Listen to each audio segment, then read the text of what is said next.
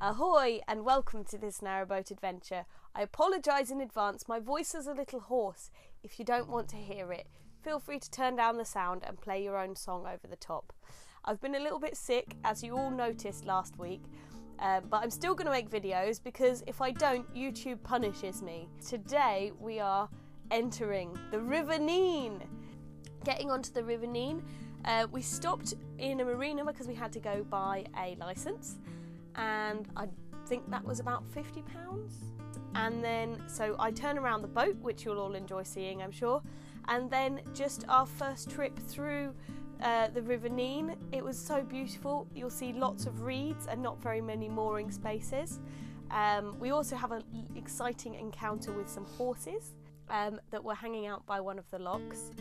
And we moored up in the middle of a holiday park of some kind. I think it was Billing. We moored up in Billing, tied to a couple of trees in the middle of a beautiful meadow. It was a really janky old mooring and I loved it there. So that's where the video ends. So here it is.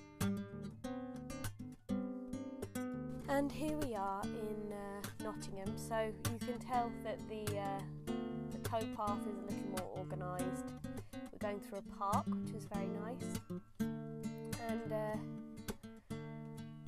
yeah, we're definitely not in the countryside as much anymore. It's starting to look a bit more like people are worried about people falling in and things like that, which I think is a bit less of a concern for people in the countryside. Lots of swans getting in the way. They don't seem to be quite as used to the canal boats as the ones that I'm used to. So we've got to go through a couple of locks before we get right up to the point where you join the River Nene, or the River Nene, or the River Nene. I am from the area of the country where they refer to it as the River Nene, and my apologies to anyone else who doesn't agree with me, but I'm going to call it what I know it, and that is the Nene. So yeah, this was like one of the only boats we saw coming the opposite direction, so it's quite nice really to be joined by somebody.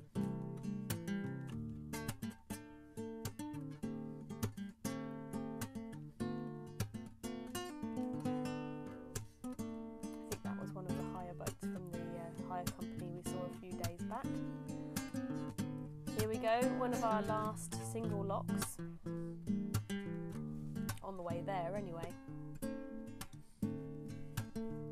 Do like a good single lock, it makes things much easier. You can walk over the top of the boat to get to the other side rather than having to walk over the top of the lock every 10 seconds. And as you can tell, they empty very quickly.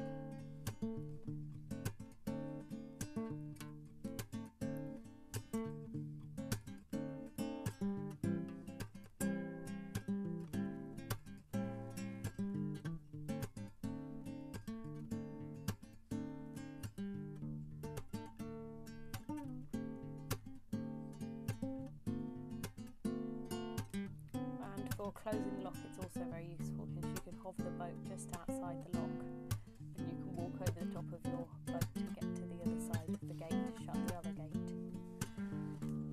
So yeah, as you can see, really the only places that you could possibly moor are the lock landings, and of course you're not supposed to moor there overnight, so that did prove a little bit problematic as far as finding overnight moorings,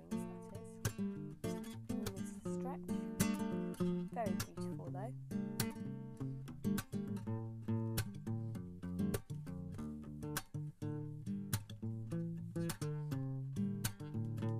Now some of you don't like the fact that I speed up the video, so I just want to point out that if you go down into the corner of the options, you can actually click and slow down the video. So if you want to watch those parts at slower speeds, you can.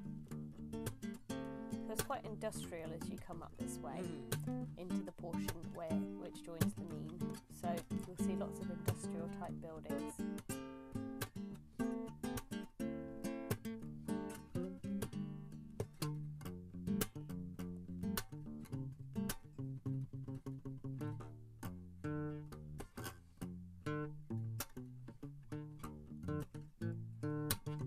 like this beautiful carling factory, just right at the mouth of the River Nene.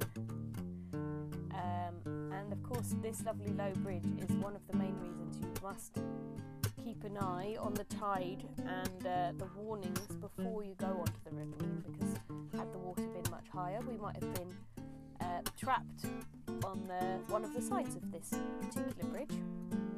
And just up there you can see a sort of bridge going over the top, and just past there is the first lock is on the left, and on the right there is a little a weir, and it leads onto the marina that we got to get our licence. And this is me turning the boat around by hand, so I thought this might be an interesting thing for you to see. So as you can see, I pushed the boat off from the back, and then I pull the front around.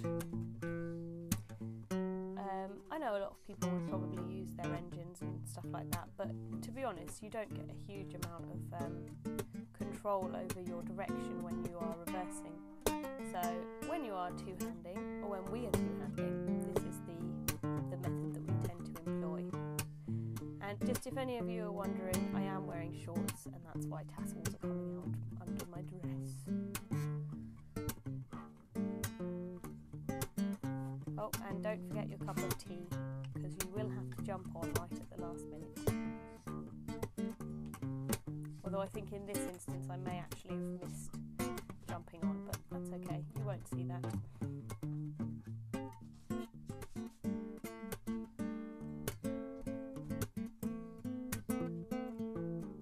Oh, yes, I got left behind, not to worry. It's all fine. You can always be picked up later on. So of course now my partner has started using the engine at this point, and I've decided to do a little dance to entertain you. And we're off!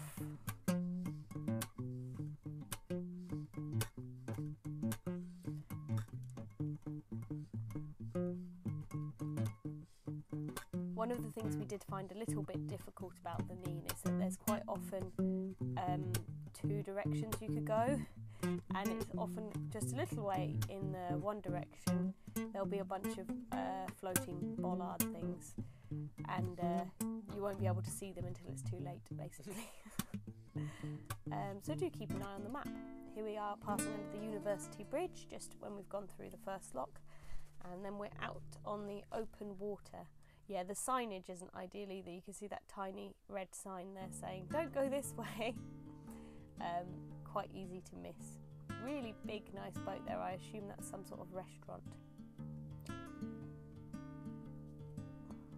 And as I mentioned before, it was the deep country. Oh.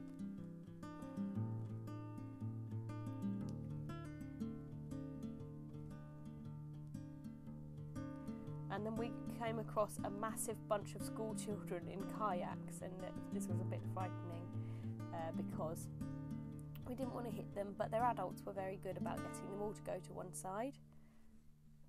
And again, another lovely bridge.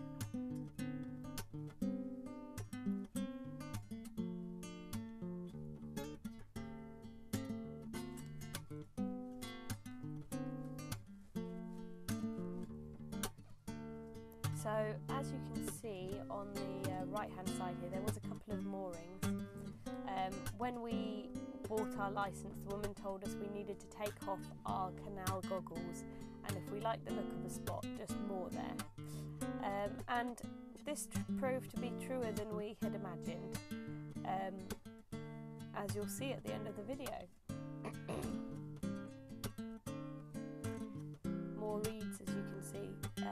We saw people sort of stuck in the reeds, just having their lunch next to a sheep field. There definitely wasn't a huge amount of road access, and there were a lot of really interesting locks as well. So they started off fairly normal, like this one. And then later on we saw guillotine locks, which I'd never come across before. And frankly, hope I never come across again. They were incredibly slow. And The nice thing obviously about being on the river is that one end is left open generally, so if it's set your way you manage to go a bit further that day. Yeah, the bend in the lock, that was a bit of a strange thing for me, but it's actually quite nice because then you can immediately start legging it rather than having to pull it back with your arms first.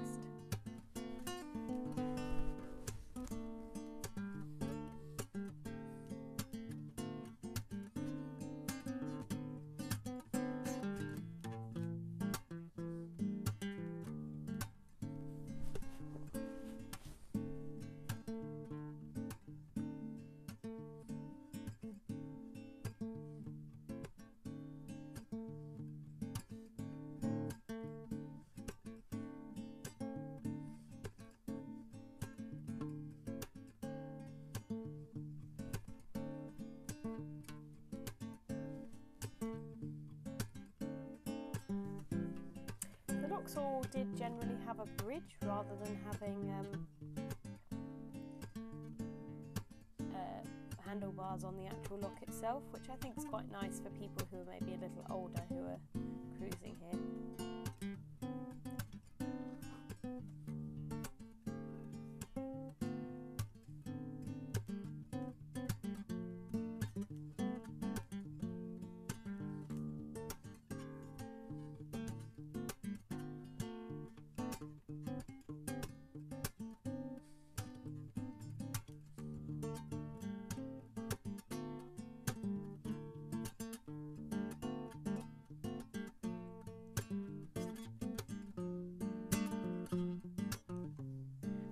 These were very heavy locks and very slow, hence we'll be going into hyper mode very soon.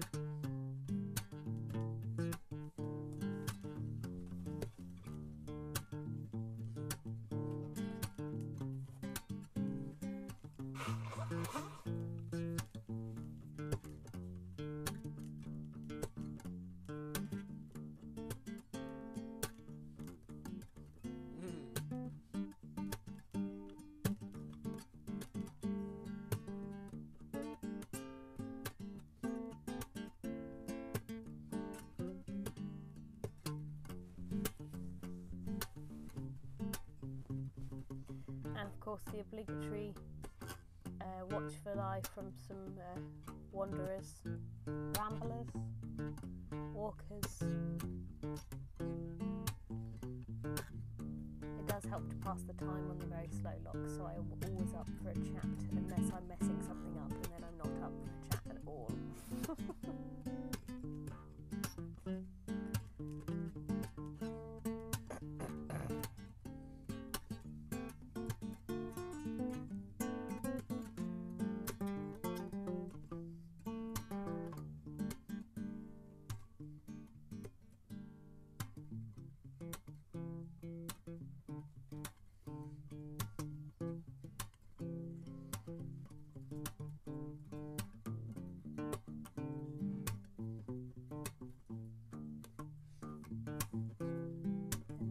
Time to check on my garden.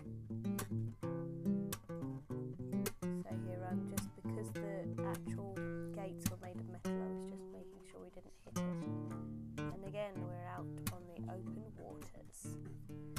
It's really nice when it gets this wide. You really know you're on a river when you're on something like this.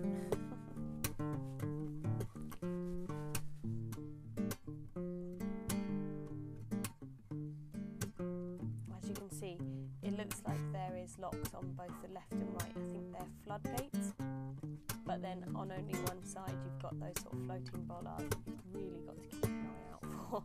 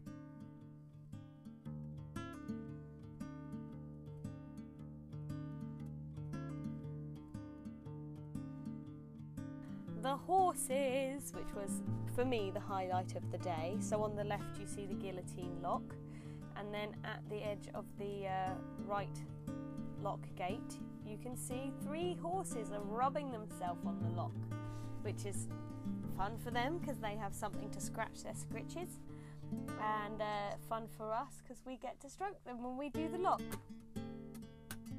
I should say we weren't being naughty. There's actually a public footpath that goes through their field, so they're obviously just friendly horses.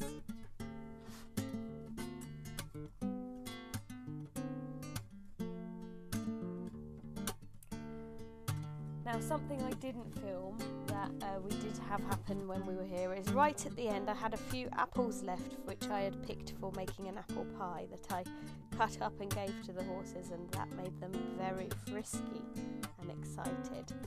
I wish I had filmed it, but to be honest I'm glad that I didn't, because they got so frisky that I had to run away. Oh, and look, here's first contact when we got to have a pat on the nose with the horses.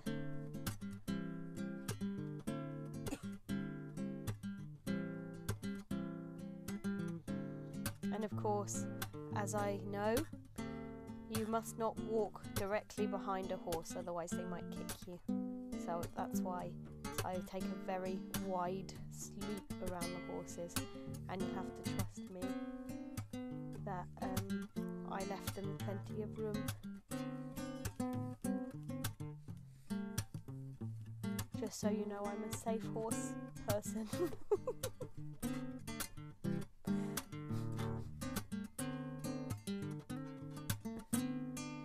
Oh, and I've sped this bit up. The horse is not a maniac.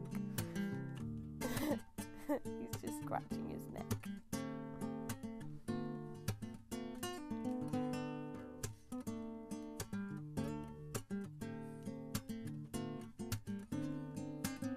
And as you can see in the background, I'm working the guillotine lock. And here they are, being all frisky after they've had some apples.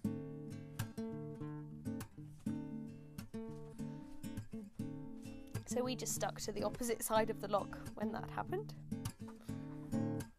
And then we're opening the guillotine lock once we've emptied it out, ready to get going on our way, and I think we're pretty close to billing at this point.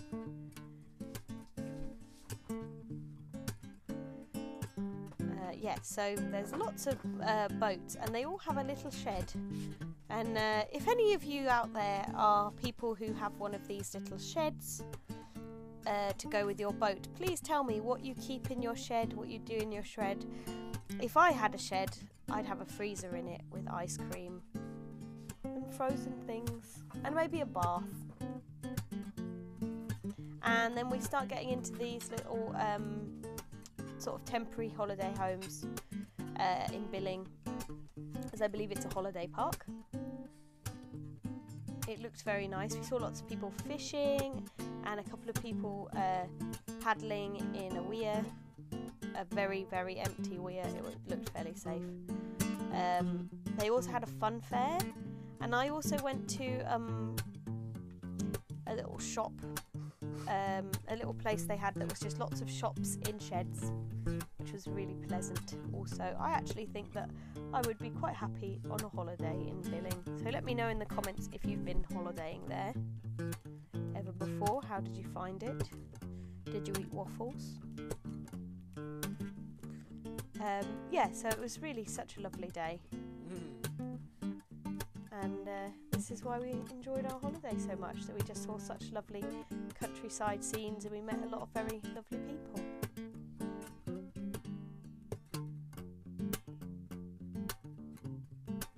So now we're on the search for a mooring. We're just coming out the other side of Billing. And to be honest, we really struggled with the mooring we found because it started to get a bit blowy and kept blowing us to the wrong side. But very eventually we did make it to the mooring that we were aiming for, which was on a couple of trees, which we'll see in just a moment, in a meadow.